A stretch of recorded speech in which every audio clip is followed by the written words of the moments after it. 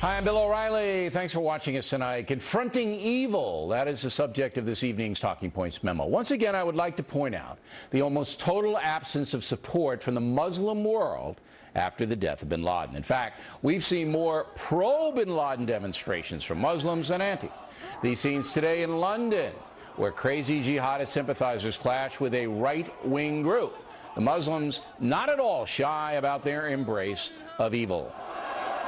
The biggest oppressor, the biggest criminal in the world today is Barack Obama and his henchmen and his allies. So we are here today to say, USA, you obey! USA, you obey! The Sharia is on its way! Sharia is on its way! Barack Obama, you obey! Barack Obama, you obey! Again, that in London, England. Now, on another front, Pakistan is actually complaining and even threatening America over the bin Laden action. Its top general says he's outraged the USA came into Pakistan to get bin Laden. Of course, that same general, Ashraf Ghani, cannot explain why bin Laden was living next to a Pakistan army base for 5 years. Hey, General, if you can't explain that, button it. Over at the UN, there's now concern the American raid might have been illegal. That's infuriating. The UN is impotent in the face of worldwide terrorism and has the audacity to complain when bin Laden's killed. Senator Orrin Hatch put it best. Get their butts out and get real. My gosh, we're facing people that would kill all of America if they could. My goodness, people like that just aggravate me to death. It's just unbelievable to me that these people can be such jerks that they don't give credit where credit is due. Perfect. Congratulations to you, Senator Hatch. Now for the top story tonight. As we did earlier this week with coerced interrogation, we are going to put the rumors to rest about what really happened during the raid on bin Laden's compound last Sunday. Joining us now from Boston, Fox News military analyst Colonel David Hunt, and from the Pentagon, Fox News correspondent Jennifer Griffin. Now, Jennifer, I understand that you talked to somebody. Is this a primary source? This is a primary source who has intimate knowledge of the raid and was part of the mission. And just explain to the people, primary source, somebody who was there, saw it, and told Jennifer the following. Pick it up when the helicopters land. Essentially, the helicopters land. 24 SEAL team members enter the compound along with a dog. They have a dog and an interpreter, so they have 25 members to the team. They immediately take fire from the guest house. There were two houses within the compound, a two-story guest house. That's where the courier fired from. Only one of the 4 male members had a weapon fired at them and was found with a weapon once he was killed. They subdued him very quickly. He shot and killed. Moved into the 3-story part of the compound where bin Laden and his family were living on the 2nd and 3rd floors. What I'm told is they made their way up the stairwell. On the 2nd floor, they killed bin Laden's son, Khalid. He was rushing at them down the stairwell. Bin Laden poked his head out of the door, went back into the bedroom. The SEAL had fired when he poked his head out, missed. They immediately stormed into the bedroom. They found about 10 people in there at the time. Bin Laden was standing, and this is a direct description from those who were part of the raid. They say that he was confused, he was scared, and he acted cowardly. What does that mean? He shoved his wife, I'm being told, at the SEAL, and suddenly the SEAL found himself face-to-face with bin Laden. Bin Laden was close to the door, and near the door were 2 weapons, an AK-47 and a Makarov semi-automatic 9mm Russian handgun. He was within reach of those, though he did not have a weapon at the time that he was killed. All right, so he shoves his wife, a young woman, into the SEAL's path. And then the SEAL basically, I guess, shot her in the leg. Did she get shot in the leg? There were, yes, she got shot in the leg. More than one SEAL fired, by the way. And you also have to picture this. It's being described to me that the women were being shoved at them at different parts of the compound. They were coming at them screaming. They were hysterical.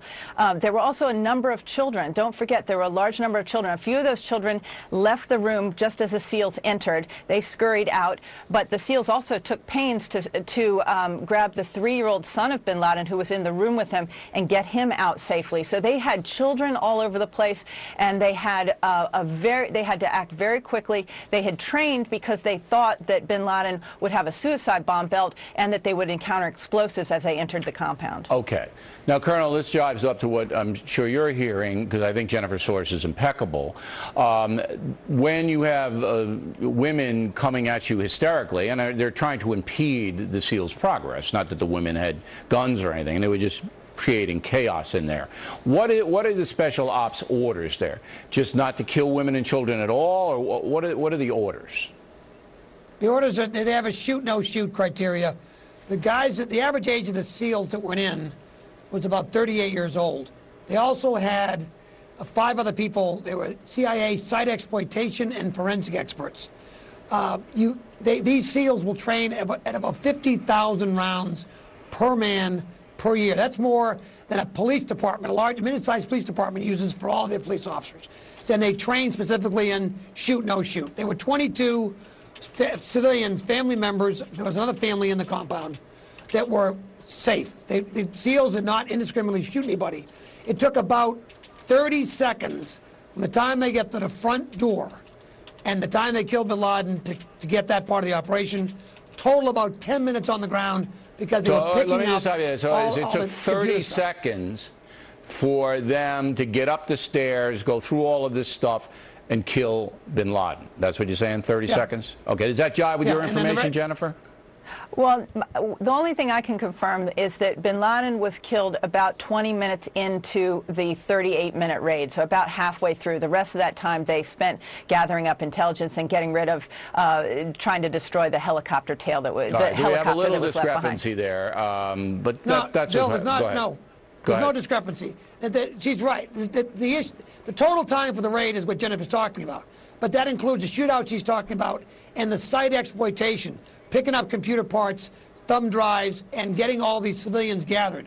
I'm talking about from the time they entered the building to killing bin Laden. So bin Laden was waiting upstairs seconds. with his wife and his kids and this and that, while there was a lot of action going down on the ground floor, is what you're saying, correct?